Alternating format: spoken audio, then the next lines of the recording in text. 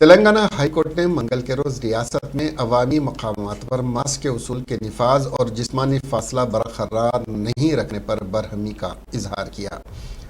عدالت نے ریاست میں کووڈ-19 کی صورتحال کے بارے میں استفسار کیا اور اسے بدقسمتی قرار دیا۔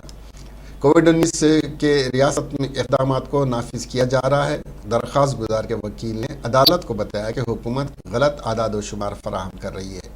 درخواست گزار کے وکیل نے کہا کہ گھر گھر سروے کے دوران بخار میں مبتلا تقریباً 1,70,000 افراد کی شناخت کی گئی، جو انفیکشن کے پھیلاؤ کی شدت کو واضح طور پر ظاہر کرتے ہیں۔ انہوں نے مزید کہا کہ آئسولیشن کٹ میں ایسی کوئی دوا نہیں ہے جو بچوں کو دی جاتی ہے۔ اس پر جواب دیتے ہوئے ایڈوکیٹ جنرل پرساد نے کہا کہ حکومت ریاست کی صورتحال کی بنیاد پر بروقت اقدامات کر رہی ہے۔ سماعت کے دوران ریاست کے صحت عامہ کے ڈائریکٹر نے کووڈ-19 کی ریاست میں صورتحال پر ایک رپورٹ بھی پیش کی۔